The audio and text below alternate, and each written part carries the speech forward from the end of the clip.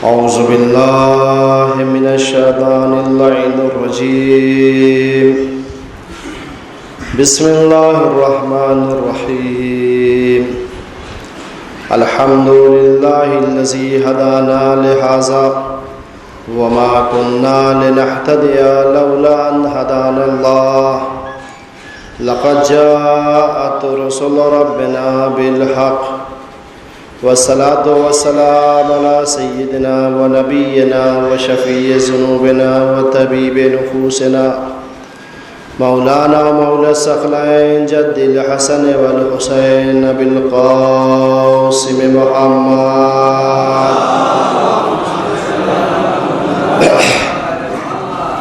وعلى أهل بيت الطيبين الطاهرين المعصومين المنتخبين المظلومين.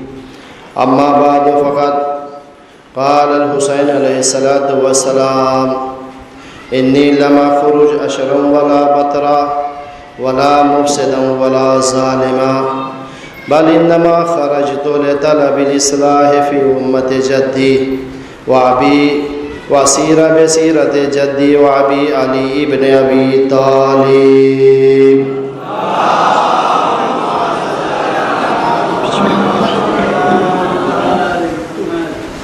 التماس ہے ایک مرتبہ سورہ حمد 3 مرتبہ سورہ اخلاص کی تلاوت فرما کر مرحوم و مغفور مولانا محمد صغیر صاحب کی روح کو بخش دیں.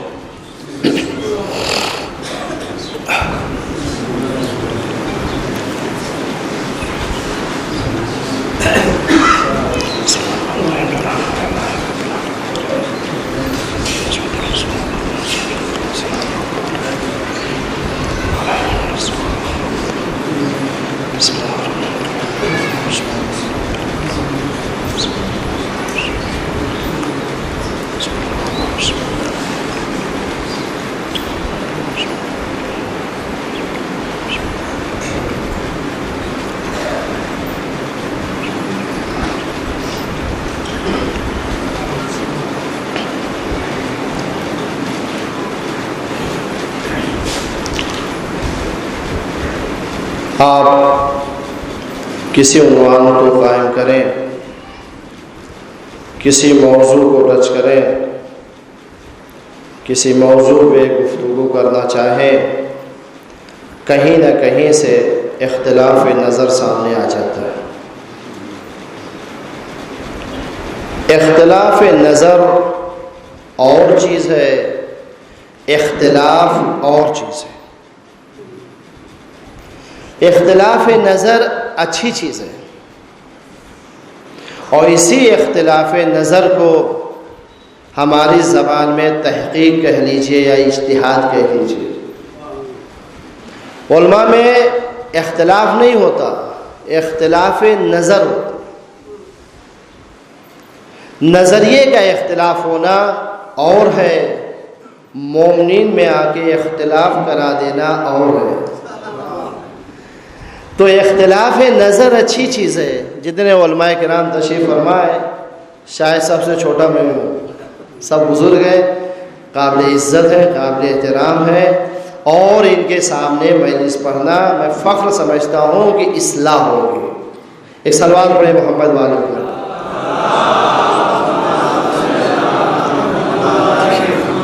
آپ دیکھیے، ایک ماں کے بدن سے پیدا ہونے والے 2 بچوں کی نہ فکر ایک جیسی ہوتی ہے، نہ عقل ایک جیسی ہوتی ہے، نہ سوچ ایک جیسی ہوتی ہے. اختلاف ہوتا ہے. ان کی فکر کچھ ہے، ان کی فکر کچھ ہے، ان کی سوچ کچھ ہے، ان کی سوچ کچھ ہے. کیوں ایسا ہے؟ اور قرآن مجید بھی کہہ رہا ہے کہ لو کان من عند غیر اللہ لوجدوا فیہ اختلافا کثیرا. اگر یہ قرآن اللہ کی جانب سے نہ آیا ہوتا تو اس میں بھی اختلاف کثیر پاتے. اگر یہ قرآن اللہ کی جانب سے نہ آیا ہوتا تو اس میں بھی اختلاف کثیر پاتے. اس کا مطلب یہاں سے واضح ہو گیا اور روشن ہو گیا کہ جو چیز اللہ کی جانب سے آتی ہے اس میں اختلاف نہیں ہوتا۔ جو چیز اللہ کی جانب سے آتی ہے اس میں اختلاف نہیں ہوتا۔ ہاں جب ادھر کی پیداوار شروع ہوتی ہے تو اختلافاً کثیرہ۔ اب آپ روایت سے حدیث سے ملا لیجیے عزیزان گرامی، قرآن کیا کہہ رہا ہے؟ اس کا دعویٰ یہ ہے کہ جو اللہ کی جانب سے چیز آتی ہے اس میں اختلاف نہیں ہوتا، اور جو یہاں کی پیداوار ہوتی ہے اس میں اختلافاً کثیرہ، اختلاف ہی اختلاف ہوتا ہے۔ آپ دیکھیے 4 امام ہوئے، اختلاف ہے کہ نہیں؟ 4 امام 4 مصلے، کوئی ہاتھ یہاں باندھتا، کوئی وہاں باندھتا، کوئی یہاں کرتا، کوئی کھولتا، کوئی باندھتا، یعنی 4 ہوئے یہاں سے جو یہاں کی پیداوار ہوئی، تو 4 امام ہوئے تو 4 مصلے ہو گئے۔ لیکن خدا کی قسم 4 نہیں بلکہ 14 کے 14 آئے، 12 امام آئے، جب ادھر سے آئے تو مصلی ایک ہی رہا۔ ایک صلوات پڑھے محمد وآل محمد پر۔ ایک نہیں 12 آئے لیکن مصلی ایک ہی رہا، کوئی اختلاف نہیں۔ میں اختلاف کی ایک چھوٹی سی مثال دے دوں، صلوات پڑھے محمد وآل محمد پر۔ قرآن کا یہ دعویٰ ہے کہ جو اللہ کی جانب سے آتا ہے اس میں اختلاف نہیں ہوتا، ہاں جب ادھر کی پیداوار شروع ہوتی ہے اس میں اختلاف ہوتا ہے۔ ایک شخص نے پیغمبر اسلام ختمی مرتبہ حضرت محمد مصطفیٰ صلی اللہ علیہ، دیکھیں جو اللہ کی جانب سے، بس مثال اس لیے دے رہا ہوں تاکہ یہ بات ذہن میں بیٹھ جائے کہ جو اللہ کی جانب سے آتا ہے اس میں اختلاف نہیں ہوتا۔ پیغمبر کو خواب میں دیکھا، کیا دیکھا کہ پیغمبر اسلام تشریف فرما ہے، اصحاب و انصار کا مجمع ہے، کھجور کا ایک طبق رکھا ہوا ہے، پیغمبر نوش فرما رہے، اصحاب و انصار بھی نوش فرما رہے۔ اتنے میں خواب میں اسے سلام کیا رسول اللہ کو، اور جب سلام کیا جواب سلام کے بعد ہاتھوں کو پھیلا دیا، یا رسول اللہ کچھ عنایت کیجئے۔ اب رسول اللہ نے بھی ایک مشت کھجور اٹھائے اس کے دامن میں ڈال دیا۔ اب جو اس نے گنا تو 18 دانے تھے، 18 دانے تھے۔ خواب سے بیدار ہو گیا، اور جیسے خواب سے بیدار ہوا، اور یقین مانے یہ ہمارے یہاں بھی پایا جاتا ہے، اگر ہم کسی کو مرحوم کو خواب میں دیکھ لیتے ہیں تو فوراً سوچنے لگتے کیا مطلب کیا ہے، یہ خواب میں کیوں آ رہے ہیں، کیا ہمیں بھی لے جائیں گے؟ یہ تصور ہمارے بھی ذہن میں آتا ہے۔ جیسے خواب سے بیدار ہوا، یا 18 کے کیا مانے؟ اب اس کا مطلب ہے کہ بس 18 سال اور رہنا ہے، ہو سکتا ہے 18 ماہ اور رہنا ہو سکتا ہے 18 دن بعد ملک الموت آ جائیں۔ اب حیران و پریشان، حیران و پریشان۔ اب خواب کی تعبیر پوچھے تو کس سے پوچھے، کس سے پوچھے؟ دوسرے دن ایک شور اٹھا کہ امام رضا علیہ السلام حج پہ جا رہے ہیں، مسجد میں تشریف فرمائے۔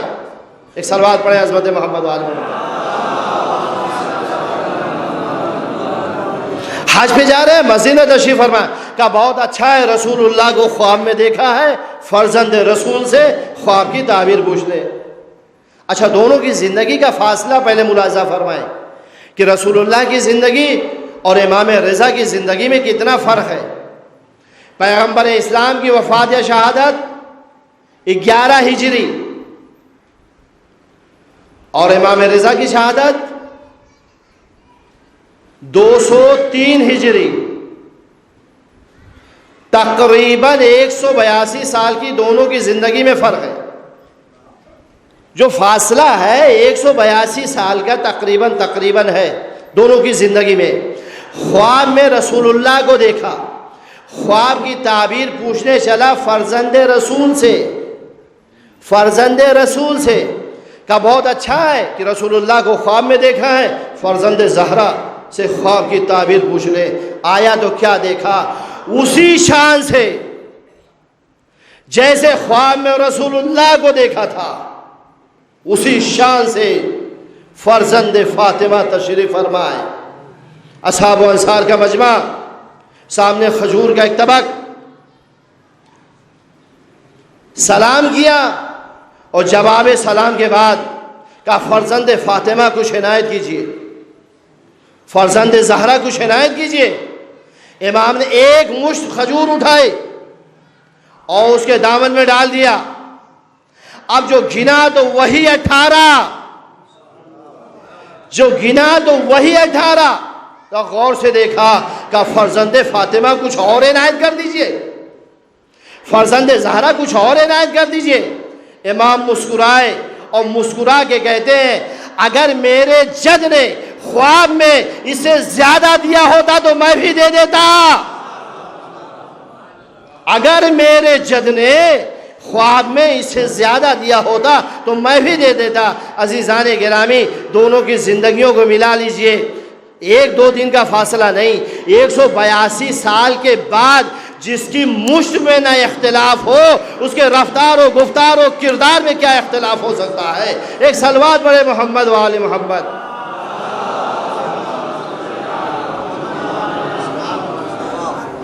جس کی مشت میں نہ اختلاف ہو، اس کے رفتار و گفتار و کردار میں کیا اختلاف ہوگا؟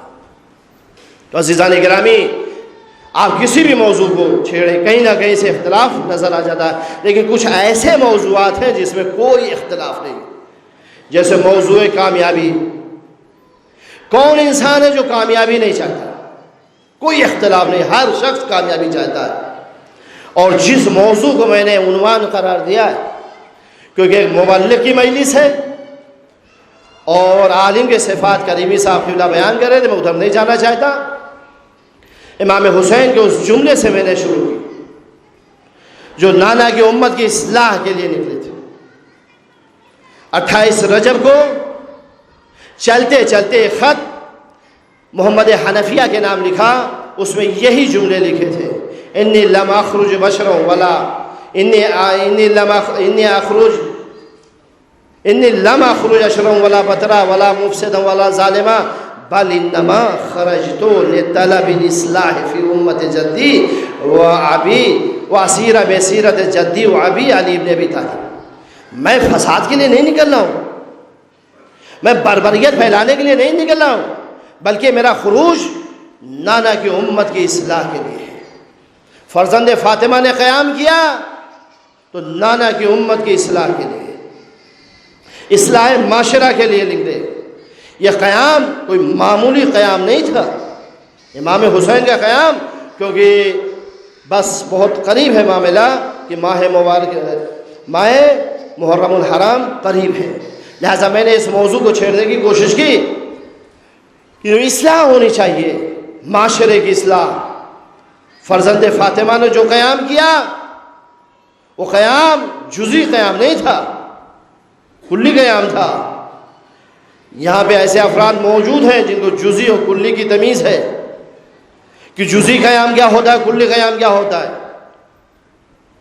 جزئی قیام یہ ہے کہ ہم اپنی ذات کے لیے کھڑے ہو جائیں، ہم پہ ظلم ہو رہا ہے، ہمیں ستایا جا رہا ہے، ہمیں پریشان کیا جا رہا ہے، ہم اپنی ذات کو بچانے کے لیے قیام کریں، کسی بادشاہ کے خلاف، کسی ظالم کے خلاف۔ لیکن عزیزان گرامی، جزئی قیام کی کوئی اہمیت اسلام میں نہیں ہے، بلکہ اگر اہمیت ہے اسلام میں تو کلی قیام کی اہمیت ہے۔ کیوں؟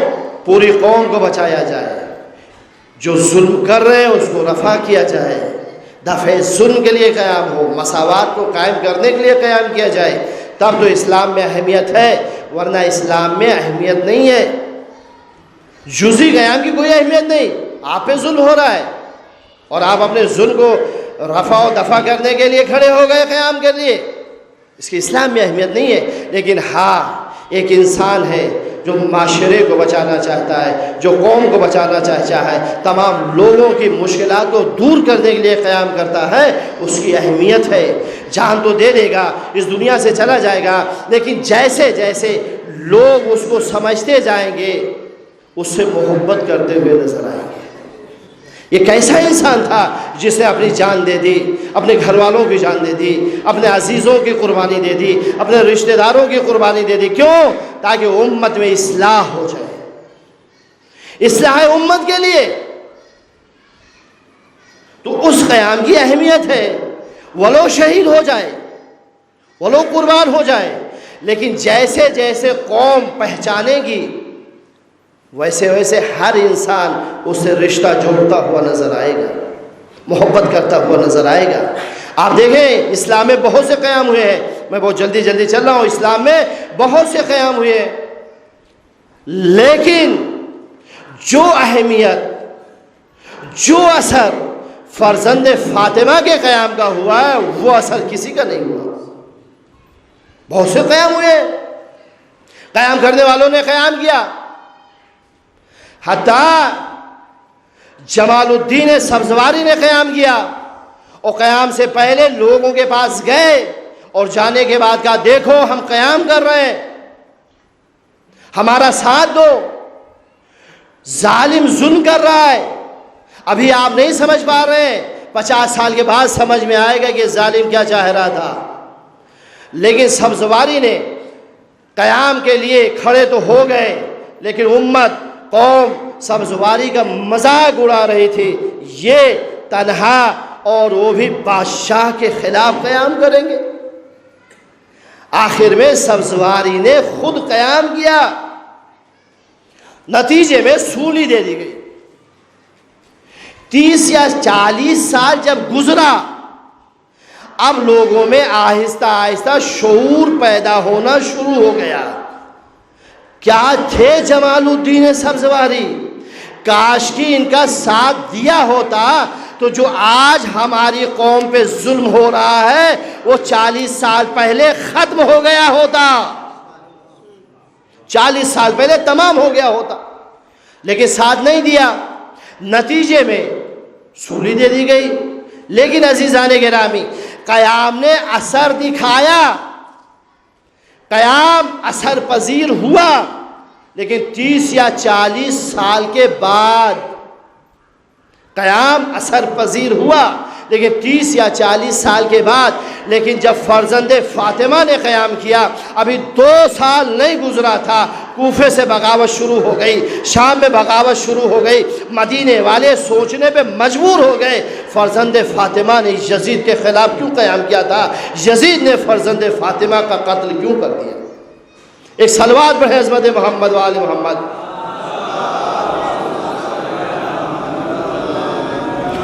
لوگوں نے کیوں قتل کیا فرزند فاطمہ کا؟ قوم میں بیداری آنے لگی اور مدینے والے اس پہ مجبور ہو گئے کہ دیکھیں کیوں یزید نے فرزند فاطمہ کا قتل کیا.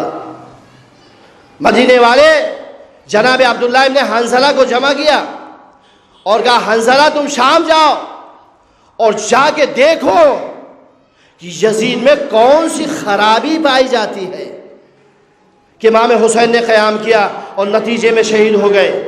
عبداللہ ابن حنظلہ مدینے سے شام گئے اور شام میں 6 مہینہ زندگی گزاری.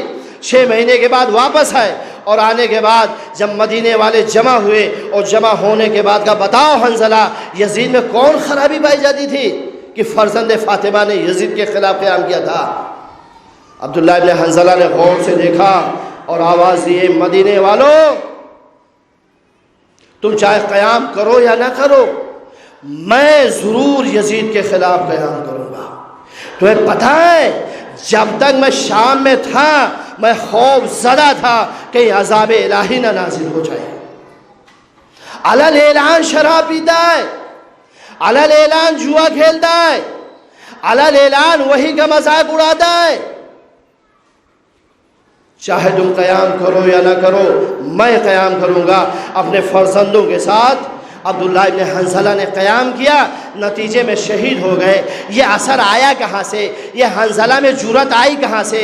خدا کی قسم یہ قیام امام حسین کا اثر تھا جو حنظلہ کے دل میں مؤثر ہو گیا تھا. ایک صلوات پڑھیں عظمت محمد و آل محمد. ایک اور صلوات پڑھیں عظمت محمد والے محمد پر۔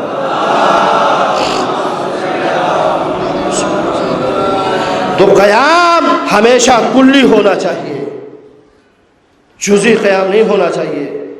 جن لوگوں نے یہ کہہ دیا کہ کربلا کی جنگ دو بادشاہوں کی جنگ تھی، انہوں نے پہچانا ہی نہیں، انہوں نے کربلا کو نہیں پہچانا۔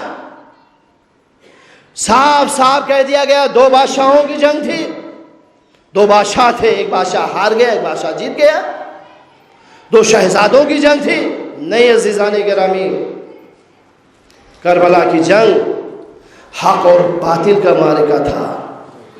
ایک طرف بے عین ہی حق تھا، ایک طرف بے عین ہی باطل تھا۔ ایک طرف کل کا کل حق تھا، ایک طرف کل کا کل باطل تھا۔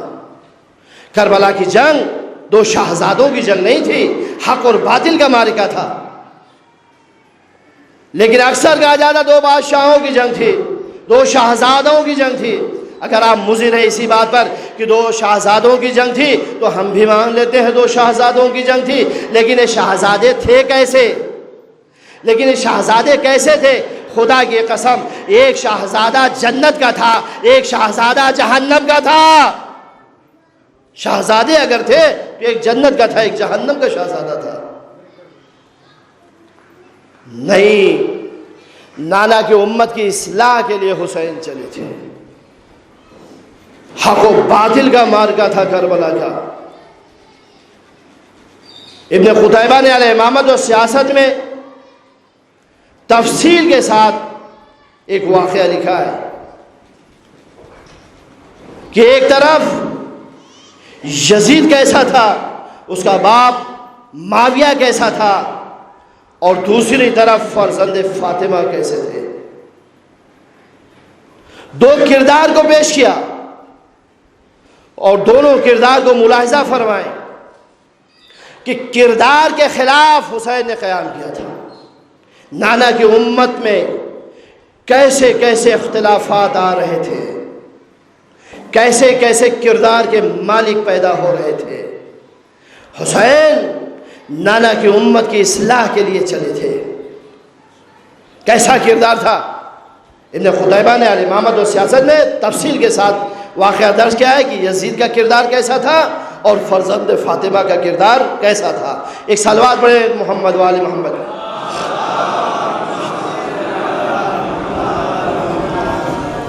عزیزان گرامی، یزید اپنی خواہشات نفسانی کی بنا پر ہر کام کرنے کے لیے تیار، اپنی خواہشات نفسانی کی بنا پر ہر کام کرنے کے لیے تیار تھا۔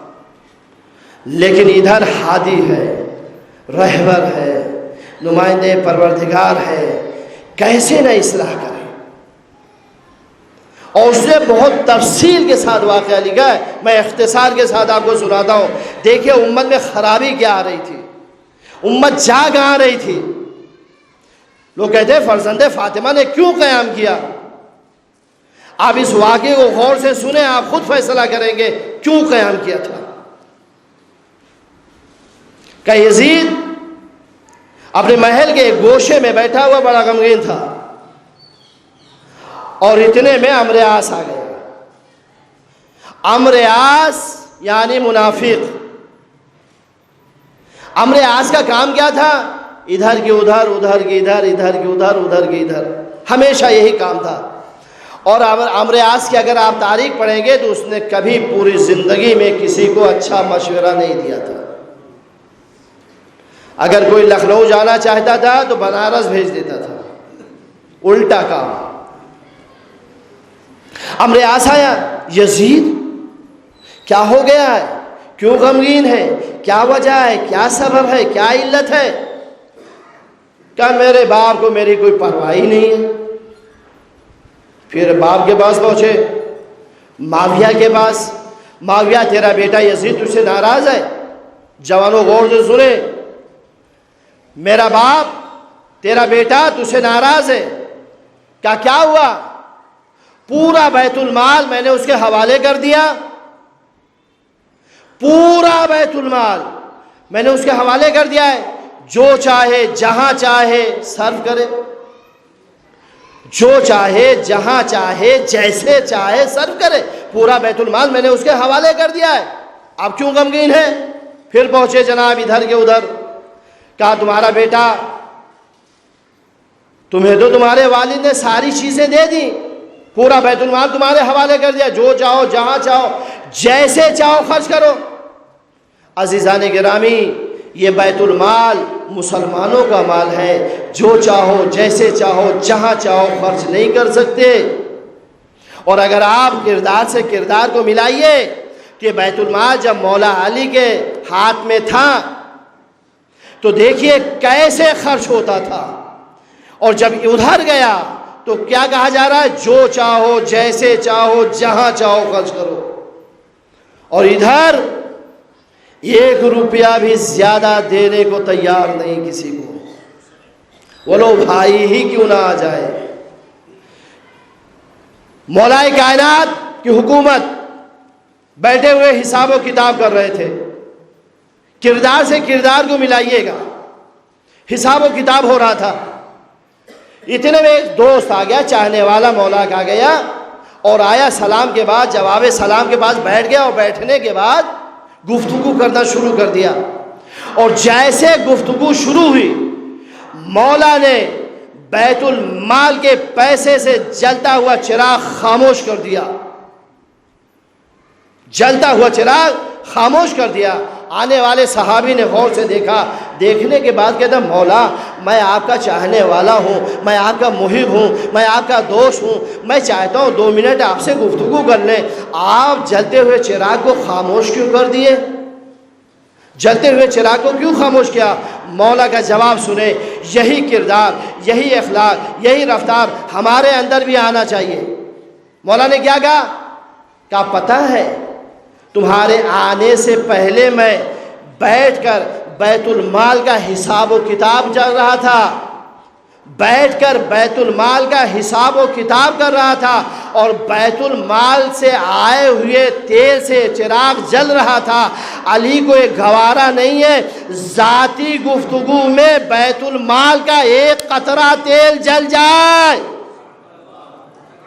ایک صلوات عظمت محمد و آل محمد۔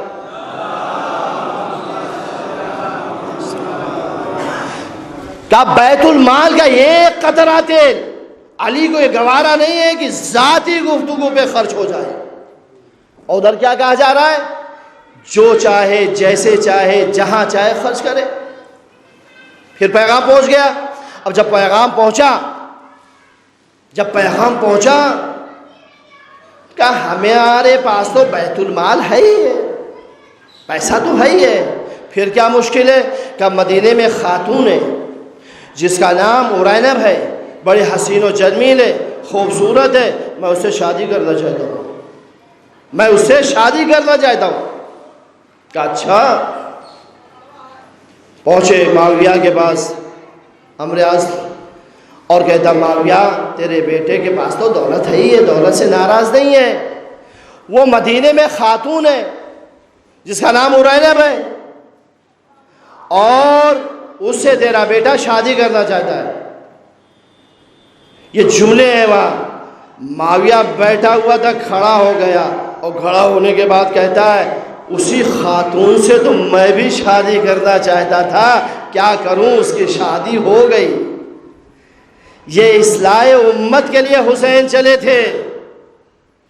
نانا کی امت میں فساد ہو رہا تھا، جب سوچیں آپ حاکم ایسا کرے گا تو قوم کا کیا حال ہوگا، قوم کہاں جائے گی۔ محمد عبدو نے لکھا ہے کہ اگر حسین نے قیام نہ کیا ہوتا تو یزید قرآن کو نیست و نابود کر دیتا۔ یہ تو حسین کا کرم ہے جس نے قرآن کو بچا لیا، ورنہ ختم ہو جاتا، سارا دین ختم ہو جاتا۔ اچھا میں بھی شادی کرنا چاہتا ہوں، اس کی شادی ہو گئی، اب کیا ہو؟ اب اس فسادی آدمی نے کہا، منافق نے کہا معاویہ کیا چاہتا ہے وہ خاتون مدینے سے چل کے تیرے گھر آ جائے؟ کہا چاہتا تو ہوں، لیکن قوم کا خطرہ ہے. اگر قوم میں بات پھوٹ کے جائے گی تو حکومت ڈگمگا جائے گی، حکومت پہ اثر آ جائے گا. ایسا کام کروں گا، ایسی تدبیر بناؤں گا کہ خود بخود چل کے وہ خاتون آئے گی.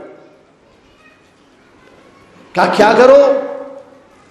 کہ دیکھو، سب سے پہلے یہ بتاؤ کہ اس کے شوہر کی خصوصیت کیا ہے. بہت خشک موضوع ہے اور لیکن نتیجہ اچھا نکلے گا. اصلاح امت ہونی چاہیے. واہ واہ والی مجلسیں تو بہت سنتے ہیں، ذرا سے اصلاحی بھی سن لیجیے. ایک مجلس ایک صلوات پڑھے محمد والے محمد.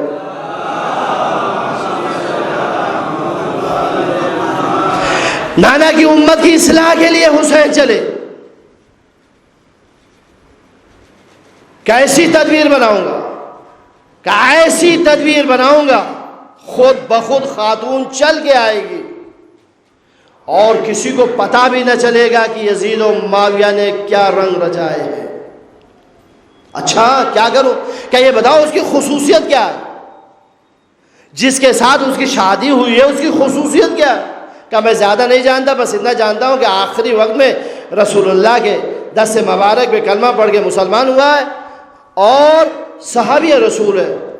کہ اچھا صحابی رسول ہے، تب تو کام ہو گیا، تب کام پکا ہے. صحابی رسول اگر ہے، کیا کروں؟ کہ ایک خط لکھو کہ آپ صحابی رسول ہیں، آپ نے رسول اللہ سے حدیثیں سنی ہیں اور آپ رسول اللہ کے زمانے کو کچھ در کیا ہے، لہذا آپ پڑھے لکھے ہیں، آپ کو دین معلوم، آپ کو شریعت معلوم، آپ کو اسلام معلوم. آپ شام آ جائیے اور شام والوں کے لیے میں نے کھانے کے، پینے کے، رہنے کے سارے انتظامات کر دیا، لیکن دین کے معاملے میں کچے ہیں. انہیں سب کچھ آتا ہے لیکن دین نہیں آتا. آپ انہیں آگے دین کی تعلیم دیجیے، دین کی تعلیم دیجیے. دیکھیے عزیزان گرامی، منافق ہے لیکن کھل کے سامنے نہیں آ رہا ہے، دین کا سہارا لے رہا ہے، دین کو آگے کر رہا ہے، خود پیچھے. اچھا خط لکھا اور اس نے ساری چیزیں لکھ دی. قانون و قاعدہ اور دستور عبداللہ ابن سلام کا یہ تھا کہ جب بھی کوئی کام کرتے تھے تو پہلے امام حسین علیہ السلام سے مشورہ کرتے تھے، ہمیشہ مشورہ کرتے تھے، اس لیے کامیاب تھے. لیکن جب حاکم کا خط آیا، زوجہ نے سمجھایا بھی، ہو سکتا ہے فراڈ ہو، دھوکہ ہو. نہیں، اس میں دھوکہ کیا ہوگا، وہاں دین کی باتیں بتانی، اسلام کی باتیں بتانی، شریعت کی باتیں بتانی، وہاں دھوکہ کیا ہوگا. مشورہ نہیں کیا، جبکہ اسلام میں مشورہ اچھی چیز ہے. انسان کو چاہیے کہ ہمیشہ مشورہ کرے. اگر مشورہ کرے گا تو کبھی ناکام نہیں ہوگا. مشورہ کرنا چاہیے. حتیٰ رسول اللہ نے مشورہ کر کے بتایا، دیکھو میں انسان کامل ہوتے ہوئے بھی مشورہ کر رہا ہوں، لہذا آپ لوگ بھی مشورہ کریں. نہیں کیا تو جو فرزند فاطمہ سے مشورہ نہ کرے گا نتیجہ تو غلط آ رہی ہے. اب عہدے کی لالچ میں چل پڑے شام، اور شام آ گئے. بڑی عزت و احترام کے ساتھ بٹھایا گیا اور مجمع جمع کیا گیا اور ان کے لیے کرسی لگا دی گئی کہ آپ معلم ہیں ساروں کے، آپ حدیث بیان کیجئے. بھولے بھالے صحابی رسول، قال رسول اللہ، قال رسول اللہ، قال رسول اللہ، یہ حدیث پہ حدیث، حدیث پہ حدیث سنا رہے اور سارا دھوکے بعد مجمع سبحان اللہ کر رہا ہے. سارا مجمع واہ واہ سبحان اللہ. کوئی کہہ رہا ہے ایمان تازہ ہو گیا، کوئی کہہ رہا ہے کیا آپ نے بات کہہ دی، آج جذبہ ایمان پیدا ہو گیا میرے اندر. سارا مجمع سبحان اللہ کر رہا ہے. میں کہتا ہوں عبداللہ ابن سلام تم تو مولا کے چاہنے والے تھے، ایک لمحے کے لیے سوچنا چاہیے تھا جو مجمع علی پہ لان و تان و تبرہ کر رہا ہے اس میں جذبہ ایمان کہاں سے آیا؟ یہ جذبہ ایمان آیا کہاں سے؟ لیکن حدیث پہ حدیث، حدیث پہ حدیث سنائے چلے جا رہے.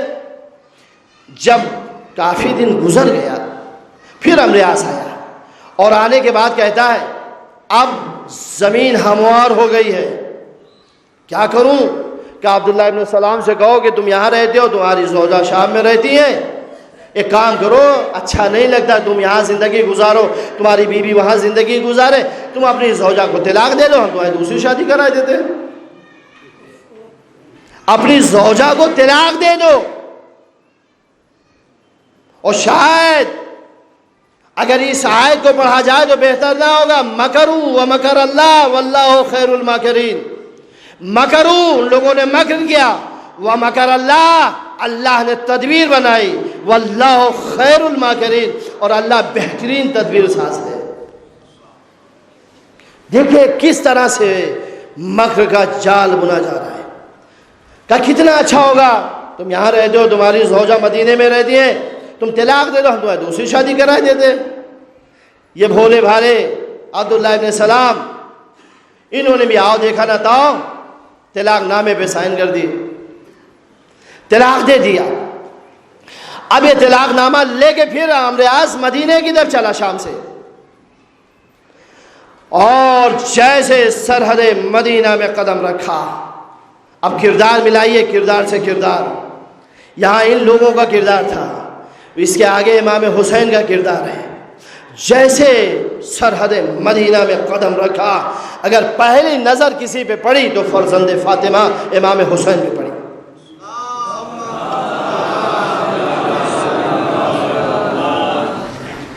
صلوات ایک مرتبہ بلند آواز سے پڑھیں، لگ رہا چل رہے ہیں۔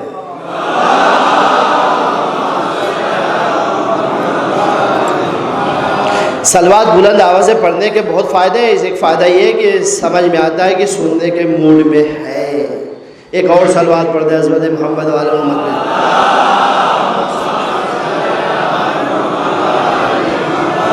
عزیزان گرامی، سرحد مدینہ میں قدم رکھا، پہلی نظر پڑی تو امام حسین پر پڑی۔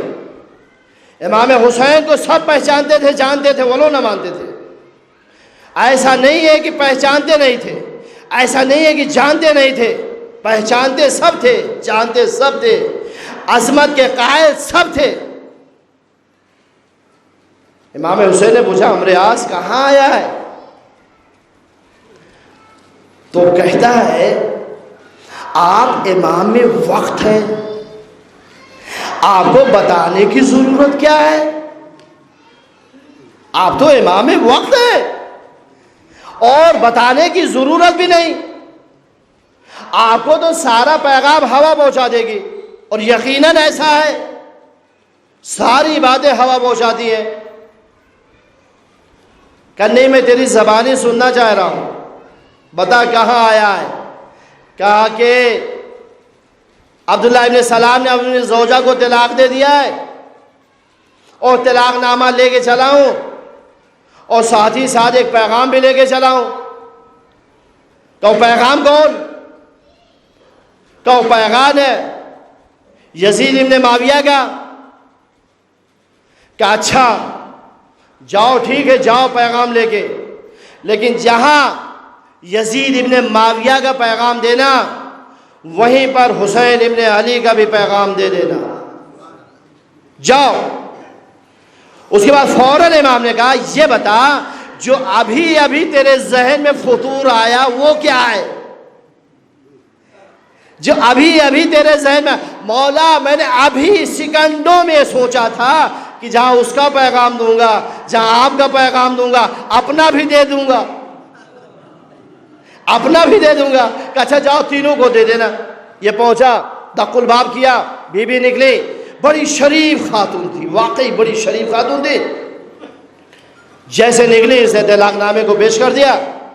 اب اگر واقعی شریف خاتون ہے، اس کا شوہر بے وفائی کر دے، طلاق دے دے، تو بی بی تو روئے گی نا، گریا کرنا شروع کر دیا۔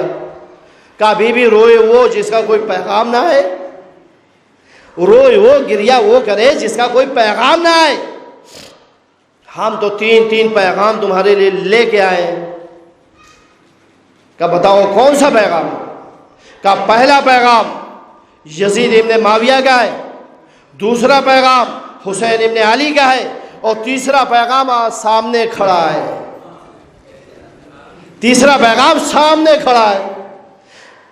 تو بیوی نے پوچھ لیا امریاس یہ بتا ان تینوں پیغاموں میں سے میرے لیے بہتر پیغام کون ہے؟ بہتر پیغام کون ہے؟ کہا بیوی میری تاریخ یہ رہی ہے، میں نے ایک جملہ بھی کہا تھا، بیوی میری تاریخ ہے کہ میں نے کسی کو کبھی کسی منزل پہ صحیح بات نہیں بتائی ہے، صحیح بات نہیں بتائی. اگر ہمیشہ میں الٹا راستہ دکھاتا ہوں، جلال پور کا اکبر پور، اکبر پور کا جلال پور، ہمیشہ الٹی بات، یہ میری تاریخ ہے. لیکن بیوی اگر آج آپ نے پوچھ لیا ہے تو میں صحیح بات بتاؤں گا.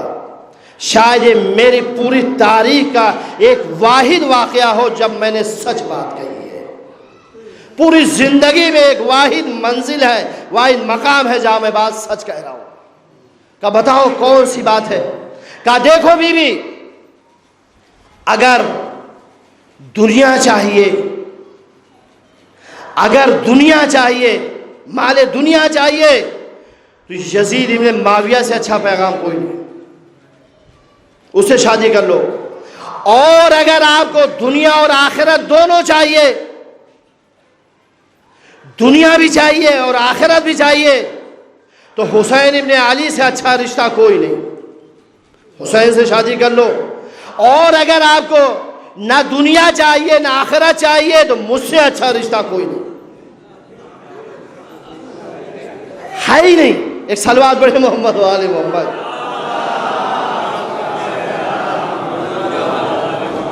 کہ اگر دنیا صرف چاہیے تو یزید سے شادی کر لو، اور اگر دنیا اور آخرت دونوں چاہیے تو حسین ابن علی سے شادی کر لو، اور اگر نہ دنیا چاہیے نہ آخرت چاہیے تو امریاس حاضر ہے. بیوی نے کہا یزید سے شادی نہیں کروں گی، اس لیے کہ اس کے پاس صرف دنیا ہے، اور تجھ سے بھی شادی نہیں کروں گی اس لیے کہ خسارت دنیا والآخرہ، دونوں میں خسارہ ہے، نہ یہاں کچھ ہے نہ وہاں کچھ ہے. اگر میں کسی سے شادی کروں گی تو حسین ابن علی سے. اور سارا سامان اکٹھا کیا، حسین ابن علی کے گھر چلی گئی. اب یہ مایوس ہوا، جتنا جال بون کے چلا تھا مایوس ہوا، پھر یہ چلا الٹے پیر. شام پہنچا، یزید نے کہا کیا ہوا؟ تیار ہو گئی خاتون شادی کے لیے؟ کہا سب الٹا ہوا، سب الٹا ہو گیا. کیا ہوا؟ کہا جب میں پہنچا حسین ابن علی سے ملاقات ہو گئی، اور آپ کے پیغام کے ساتھ ان کا بھی پیغام گیا، اور اس خاتون نورینم نے حسین ابن علی سے شادی کے لیے تیار ہو گئی. آپ کے پیغام کو رد کر دیا، رد کر دیا. اچھا میرا پیغام رد ہو گیا؟ کہا جی رد ہو گیا. کہا عبداللہ ابن سلام اب ان کا حشر سنیے ذرا، ان کا حشر ہوا کیا شام میں. کل تک وہی مجمع، سبحان اللہ سبحان اللہ، جذبہ ایمان منور ہو رہے تھے، روشن ہو رہے تھے، ایمان تازہ ہو رہا تھا. اب وہی سارا مجمع عبداللہ ابن سلام کو پیٹنا شروع کیا، خوب مارا، لہو لہان کر دیا، مار کے زخموں سے چور چور کر دیا، اور مار کے شام سے نکالا کہ جس کام کے لیے تمہیں بلایا تھا وہ کام تو ہوا ہی نہیں، تو حسین ابن علی نے خراب کر دیا. اب پٹے یہ جب خوب پٹائی ہوئی، روتے پیٹتے پھر مدینہ آئے، روتے پیٹتے مدینہ آئے، اور یہ پتا چلا کہ رینا امام حسین کے گھر گئی. آئے، دق الباب کیا، امام حسین سے ملاقات ہوئی. مولا رینا کی کچھ امانت میرے پاس ہے، میں دینا چاہتا ہوں، پہنچانا چاہتا ہوں. مولا کیا اجازت ہے؟ پردے کا اہتمام ہوا، گفتگو ہوئی. گفتگو ہونے کے بعد یہ جانے لگے. امام حسین نے غور سے عبداللہ ابن سلام کو دیکھا، کردار سے کردار کو ملائے، دیکھا، اور دیکھنے کے بعد کہے اے عبداللہ ابن سلام تنہا کیوں جا رہے ہو؟ ارے ساتھ میں اپنی زوجہ کو بھی لے جاؤ. تنہا کیوں جا رہے ہو؟ ساتھ میں اپنی زوجہ کو لے جاؤ. مڑے، مولا آپ نے شادی نہیں کیا؟ کہا شادی کی کیسی بات؟ خدا کی قسم جب سے اس خاتون نے میرے گھر میں قدم رکھا ہے میں نے نگاہ اٹھا کے دیکھا تک نہیں، میں نے نگاہ اٹھا کے دیکھا تک نہیں۔ کہا مولا جب نگاہ اٹھا کے دیکھا نہیں، آپ نے شادی نہیں کیا تو رہنے کو اپنے گھر میں جگہ کیوں دی؟ اپنے گھر میں جگہ کیوں دی؟ کہا میں اس لیے جگہ دیا تاکہ ظالم کے شر سے بچا سکوں۔ اب دونوں کے کردار کو کردار سے ملا لیجئے، حسین کا کیا کردار ہے، یزید ابن معاویہ کا کیا کردار ہے، جو اپنے مکر و فریب کے ذریعے سے کسی کی خاتون پر حملہ کر دے اسے یزید ابن معاویہ کہتے ہیں، اور جو اسی کے مکر و فریب کو شکست دے کر کسی کی خاتون کو بچا لے اسے حسین ابن علی کہتے ہیں۔ ایک صلوات پڑھیں عظمت محمد و آل محمد۔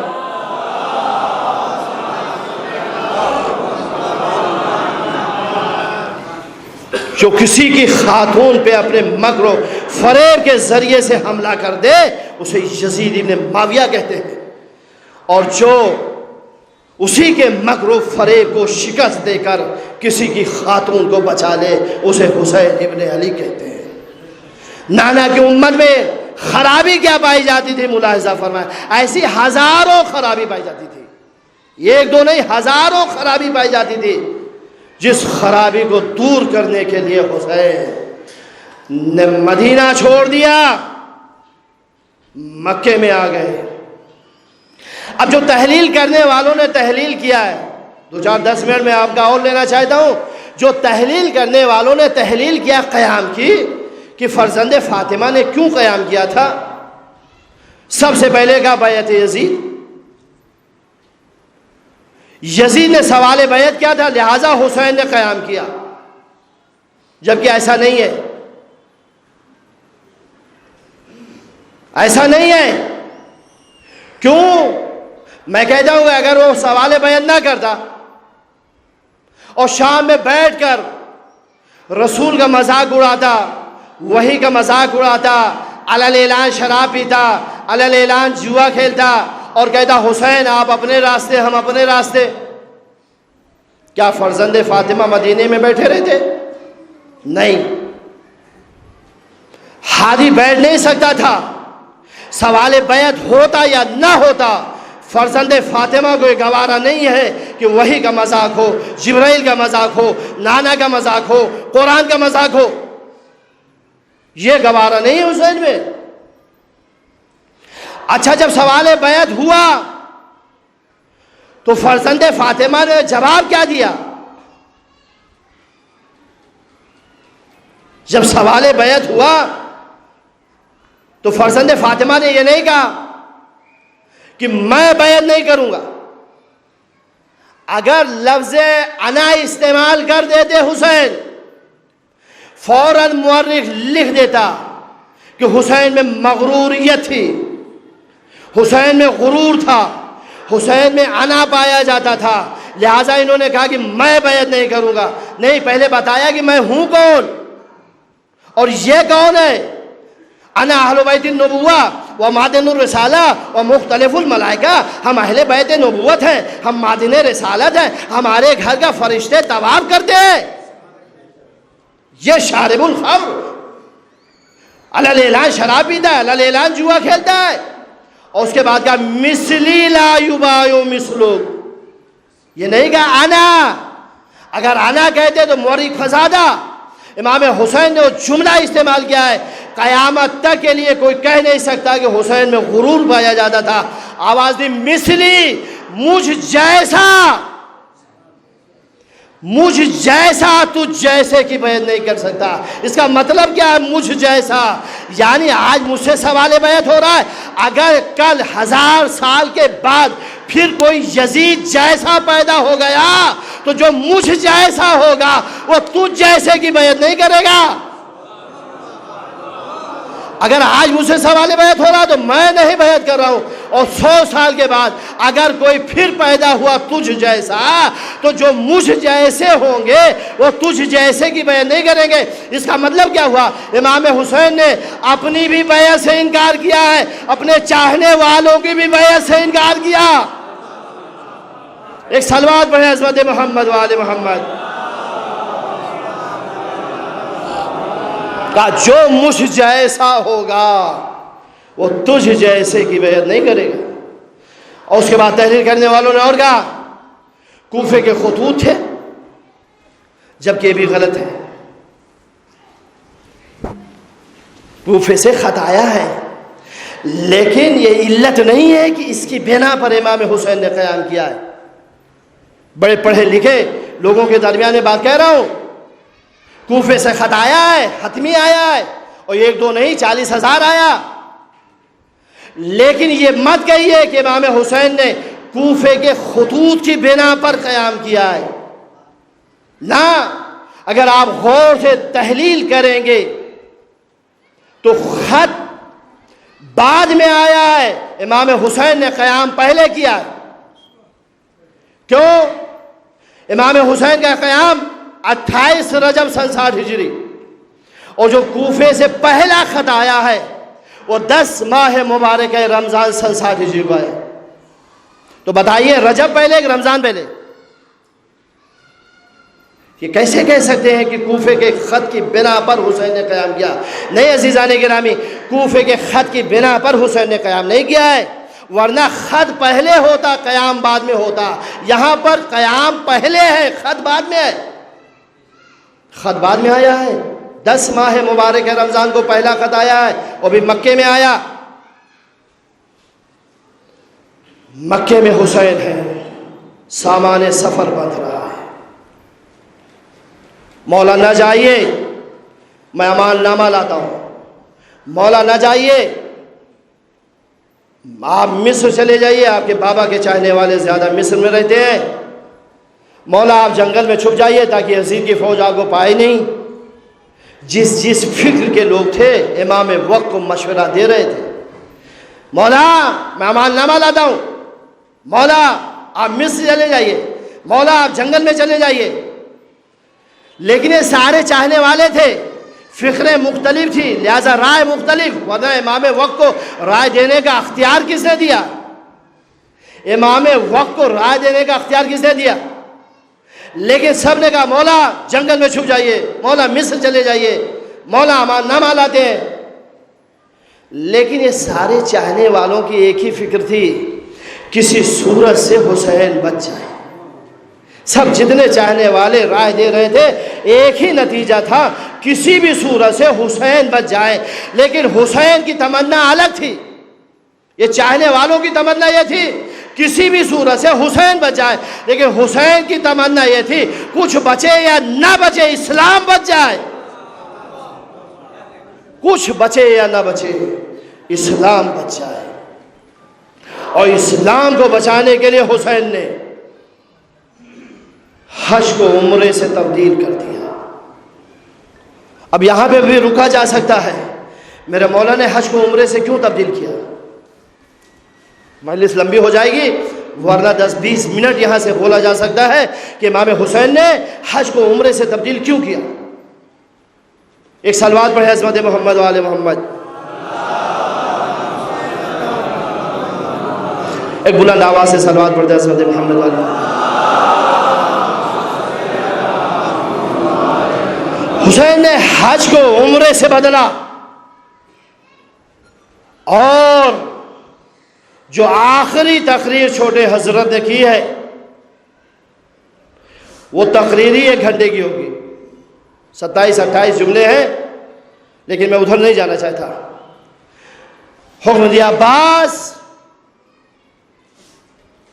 ان کو بتاؤ کہ میں کون ہوں، ان کو سمجھاؤ کہ میں کون ہوں۔ حضرت نے خطبہ شروع کیا، سوچے تقریر کرنے والا کون، فضائل بیان کرنے والا کون، اور کس کے فضائل بیان کر رہا ہے۔ چلے گئے کعبے کی چھت پہ، اور وہاں سے متوجہ کیا حاجیوں کو، اور متوجہ کرنے کے بعد پوری تقریر کر دی. آخر میں ایک جملہ کہتے ہیں ایھا الکفرۃ الفجرا، یہ کافرو، یہ فاجرو، کیا تم امام بررہ کا راستہ روک سکتے ہو جب تک عباس زندہ ہے؟ تم میں اتنی مجال ہے کہ تم امام وقت کا راستہ روک سکتے ہو جب تک عباس زندہ ہے؟ میں ہاتھوں کو جوڑ کے کہتا ہوں مولا حاجی ہے، مولا حاجی ہے، طواف کرتے ہوئے نظر آ رہے ہیں، اور ان حاجیوں کو آپ کیا کہہ رہے ہیں؟ ایھا الکفرۃ الفجرا، اے کافرو، اے فاجرو. تو عزیزان گرامی، کبھی کبھی کیا ہوتا ہے؟ آنکھوں کا دھوکہ ہوتا ہے، آنکھوں کا دھوکہ ہوتا ہے. جسے ہم بڑا نمازی سمجھتے ہیں، جسے ہم بڑا پرہیزگار سمجھتے ہیں، جسے ہم متقی سمجھتے ہیں، جسے ہم دیندار سمجھتے ہیں، اصل میں وہ منافق ہوتا ہے. اور جسے ہم منافق سمجھتے ہیں وہ مومن ہوتا ہے. اکثر ہوتا ہے جسے بڑا اللہ والا سمجھیں آپ، وہ بے دین ہوتا ہے. کیسے؟ کسی نے امام جعفر صادق علیہ السلام سے پوچھا، مولا میرے آقا میرے مولا یہ بتائیں اس سال حاجی بہت آئے ہیں، مولا اچھا لگ رہا ہے پورا میرا، طواف کرنے والوں کو دیکھیں کتنے حاجی ہیں. آنکھوں کا دھوکہ ہوتا ہے. امام نے کہا آؤ دکھائیں کتنے حاجی ہیں. 2 انگلیوں کو اشارہ کیا. اب دیکھا تو سارے جانور نظر آ رہے ہیں. کچھ ہیں جو حالت احرام میں ہیں، طواف کرتے ہوئے نظر آ رہے ہیں. تو ہماری ظاہری نگاہ کیا دیکھتی ہے کہ حاجی صاحب ہیں، لیکن اصل میں وہ پاجی صاحب ہوتے ہیں. حاجی نہیں، حاجی تو بہت کم ہوتے ہیں، پاجی زیادہ ہوتے ہیں. یقین مانے کچھ واقعی اللہ کے لیے جاتے ہیں، کچھ اس لیے جاتے ہیں تاکہ لوگ حاجی صاحب کہہ کے سلام کریں. ہر فکر کے لوگ ہوتے ہیں. تو حاجی اصلی معنوں میں امام نے دکھایا کہ یہ حاجی ہے. میں نہیں کہتا حج پہ نہ جائیے گا، نیت خالص ہو سب حج پہ جائیں. حاجی بس اتنے ہیں، ورنہ سب دیکھو جانور نظر آ رہے ہیں. تو یہ جو طواف کر رہے تھے، مولا کا فرزند، مولا کا بیٹا ان کو خطاب کر رہا ہے ایھا الکفرۃ الفجرا، ایک کافرو، اے فاجرو. جبکہ کافر تو جا بھی نہیں سکتے وہاں تک. مولا یہ تو حاجی ہیں، طواف کرتے نظر آ رہے ہیں. کہا جسے تم حاجی سمجھ رہے ہو اصل میں یہ قاتل ہے، اور وہ مسلمان ہو ہی نہیں سکتا جو حسین کو قتل کرنے کے لیے اپنے احرام میں خنجر کو چھپا چھپا کے آئے. جو امام وقت کو قتل کرنے کے لیے آئے وہ مسلمان ہی نہیں ہو سکتا. تو جو مسلمان نہ ہوگا تو کیا ہوگا؟ کافر ہوگا. تو عزیزان گرامی، حسین نے حج کو عمرے سے بدل دیا. آ گئے سرحد کربلا میں قدم رکھ دیا. دیکھیں نانا کی امت کی اصلاح کیسے کی ہے. جاتے جاتے زہیر کو زہیر بنا دیا، جاتے جاتے زہیر کو زہیر بنا دیا. ورنہ جب کہا کہ امام حسین نے بلایا ہے تو لقمہ ہاتھ سے گر گیا تھا. جب پلٹ کے آئے، سب کچھ تمہارا، ہم جا رہے ہیں حسین کی مدد کے لیے. پورا واقعہ سمجھا دیا، زہیر کو زہیر بنا دیا، کربلا آ گئے. بس عزیزان گرامی، ایک عالم دین کے سارے ثواب کی مجلس ہے جو عالم شباب میں دنیا سے رخصت ہو گئے. باپ زندہ ہے، بہت سخت منزل ہے. ضعیف باپ کے سامنے جوان اس دنیا سے رخصت ہو جائے، بڑی سخت منزل ہے. آپ چاہیے کربلا، ہر جگہ اپنے کو آپ روک لیں گے، لیکن مقام علی اکبر پہ جب آپ جائیں گے آپ اپنے کو روک نہیں سکتے، اپنے کو سنبھال نہیں سکتے۔ جب کربلا کے میدان میں ایک ایک کر کے سب شہید ہو رہے تھے، حسین کا جوان اپنے بابا کے پاس آئے، بابا اب مجھے مرنے کی اجازت دے دیجیے۔ اے بیٹا، جس نے تمہیں 18 سال چکیا پیس کے پالا ہے، جاؤ پہلے اس پھوپھی سے اجازت لے۔ آئے، گردن جھکا کے بیٹھ گئے، پھوپھی اماں مرنے کی اجازت دے دیجیے۔ اے میرے لال، کیا 18 سال اسی لیے پالا تھا کہ ضعیفی میں مرنے کی اجازت مانگو گے میرے لال؟ جب اکبر سمجھ گئے کہ میری پھوپھی اجازت نہیں دے گی، ایک جملہ استعمال کیا، اے پھوپھی اماں، اگر محشر میں دادی نے پوچھ لیا یہ زینب یہ بتا تیرا اکبر زیادہ پیارا تھا کہ میرا حسین زیادہ پیارا تھا، تو آپ کیا جواب دیں گی؟ کہ اگر مجھے یہ پتا چل جائے کہ میرا حسین بچ جائے گا، میں تم جیسے ہزاروں اکبر کو حسین پہ قربان کر دوں گی۔ جاؤ میرے لال، خدا حافظ۔ آئے عزیزو، باپ نے کیسے رخصت کیا میں بیان نہیں کر سکتا، ہاتھوں کو بلند کر دیا، پروردگار وہ جوان جا رہا ہے جو سیرت میں، صورت میں، رفتار میں، گفتار میں تیرے نبی کی شبیہ تھا۔ جب میں رسول اللہ کی زیارت کا مشتاق ہوتا تھا میں اپنے اس جوان کو دیکھ لیتا تھا۔ اللہ وہ جوان جا رہا ہے کہ میرے لال خدا حافظ۔ حسین نے کیسے رخصت کیا جوان کو میں نہیں بیان کر سکتا، لیکن ہاں ابھی حسین کا یہ جوان ابھی چند قدم چلا تھا، اسے آہٹ محسوس ہوئی جیسے کوئی گر گیا ہو، اور جو مڑ کے دیکھا تو کیا دیکھا، ضعیف باپ پیچھے پیچھے چلا آ رہا تھا اور گر گیا۔ مڑے آئے، بابا آپ تو مجھے رخصت کر چکے تھے، یہ میرے پیچھے پیچھے کیوں آ رہے ہیں؟ اے بیٹا اکبر، کاش کی صاحب اولاد ہوتے تو پتا چلتا باپ کے دل میں بیٹے کی کیا محبت ہوتی ہے۔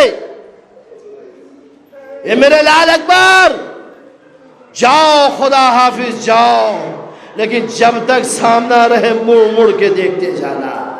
اکبر چلے گئے۔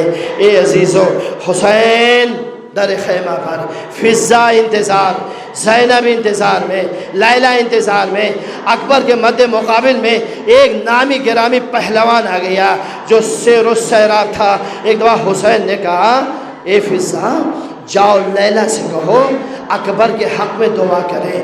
میں نے نانا رسول خدا سے سنا ہے اگر ماں دعا کرتی ہے بیٹے کے حق میں تو دعا قبول ہوتی ہے۔ میرا اکبر بھوکا بھی ہے پیاسا بھی ہے، میرا اکبر بھوکا ہو پیاسا ہے۔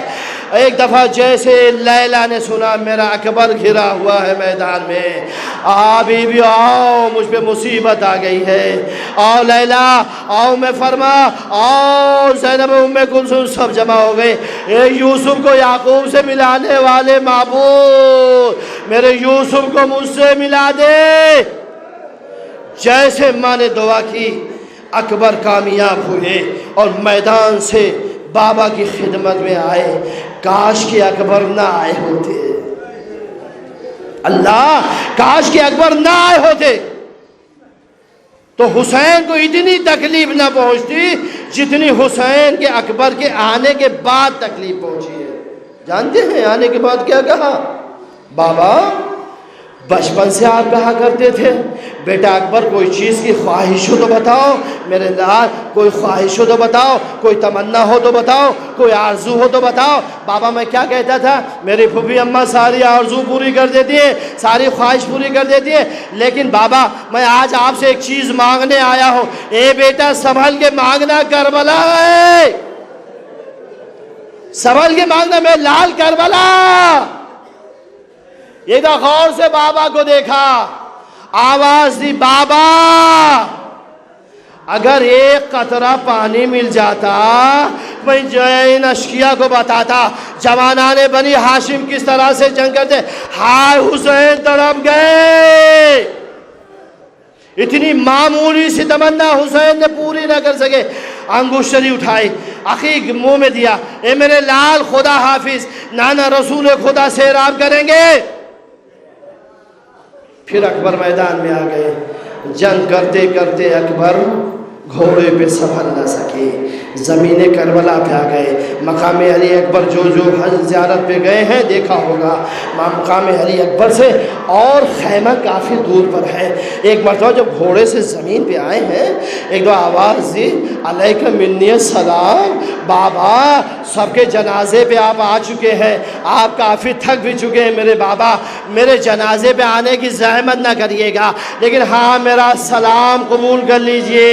جو جون کے لاشے پہ آیا ہو، جو قاسم کا لاشا اٹھا کے لے گیا ہو، جو حبیب کے لاشے پہ آیا، کیسے وہ اپنے جوان کے لاشے پہ نہ آتا.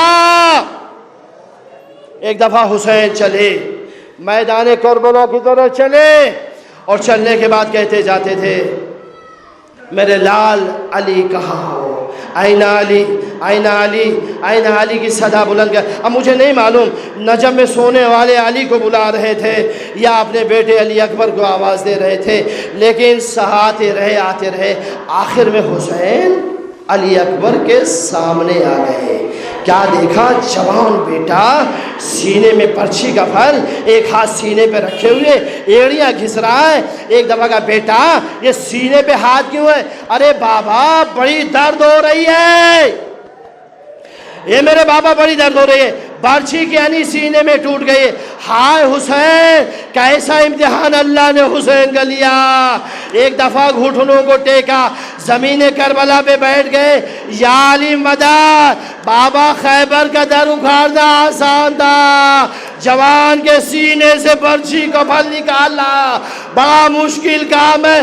یا علی مدد کہہ کے جو برچھی کا پھل نکالا، اکبر کا کلیجہ بہا، جوان نے ایڑیاں گھسنا شروع کیا. واہ غربتا، واہ مصیبتا، اکبر دنیا سے رخصت ہو گئے. آئے جوان باپ، بوڑھا باپ، جوان بیٹے کے رخسارے پہ رخسارہ رکھا. یا بنیا لا دنیا بعدک لفا، اے میرے لال زندگانی دنیا خاک ہو گئی، اے میرے لال خاک ہو گئی زندگانی دنیا، میرے لال تم دنیا سے رخصت ہو گئے. ایک دفعہ حسین نے کہا سب کا جنازہ لے گیا ہوں، اپنے جوان کا بھی جنازہ لے جاؤں گا. جنازے کو اٹھایا، سینے سے لگایا. ابھی چند قدم چلے تھے، طاقت نے جواب دے دیا، جنازے کو رکھ دیا. آواز دی، یا طفلان بنی ہاشم، اے بنی ہاشم کے بچوں آؤ، اپنے بھائی کا جنازہ لے چلو. ارے کافی بچے جمع ہو گئے، کسی نے سر سنبھالا، کسی نے پیر سنبھالا، کسی نے کمر سنبھالی. اکبر کا جنازہ چلا، پیچھے ضعیف باپ واہ اکبرہ کے نعرے لگا دے ہوا. خیمے میں جنازہ آیا، بیویوں نے ماتم کرنا شروع کیا. تمام بیویاں نظر آ رہی تھی، لیکن اکبر کی ماں لیلا نظر نہیں آ رہی تھی. لیلا نظر نہیں آ رہی تھی. آخری فقرہ مجلس تمام ہو گئی، لیلا نظر نہیں آ رہی تھی. ایک دفعہ امام حسین نے جناب زینب سے کہا بی بی لیلا کہاں ہے؟ لیلا نظر نہیں آ رہی ہے، لیلا کو بلاؤ. لیلا کے جوان کا جنازہ آ گیا. ایک دفعہ زینب چلی، حجرے میں گئی. کیا دیکھا؟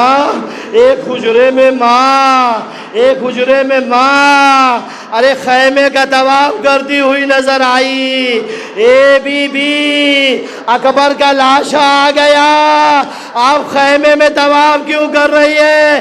ارے بی بی اچھا ہوا آ گیا، جب سے خبر کان میں آئی میرا اکبر مارا گیا، میری آنکھوں کی بینائی ختم ہو گئی، مجھے کچھ سجائی نہیں دے رہا ہے، مجھے کچھ دکھائی نہیں دے رہا.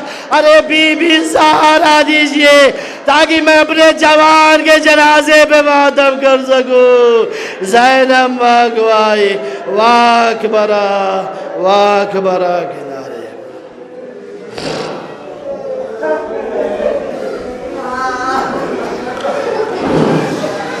سيعلمون الذين ظلموا أي منقلب ينقلبون إنا لله وإنا إليه راجعون لاهي بحق الزهراء وأبيها وواليها وبنيها والسر المستودع فيه معبود ہمارے مختص اعمال کو قبول فرما معبود جو میں مریض اور شفاء کاملہ وعاجلہ عنایت فرما معبود مولانا حسن عباس صاحب راج پور میں مریض ہیں خدایا عابد بیمار کے صدقے میں جلد سے جلد انہیں شفاء کاملہ وعاجلہ عنایت فرما پروردگار جہاں جہاں شیعان حیدر قرار ہے ان کی جان مال عزت آبرو کی حفاظت فرما پروردگار سب سے بہترین دعا ہے کہ ہمیں کربلا کی زیارت نصیب فرما آخرت میں شفاعت حسین نصیب فرما پروردگار جس مرحوم کے اصالِ ثواب کی مجلس بپا کی گئی ان کے درجات کو بلند فرما انہیں اعلیٰ علین میں جگہ کرامت فرما پروردگار پسماندگان کو صبر جمیل عنایت فرما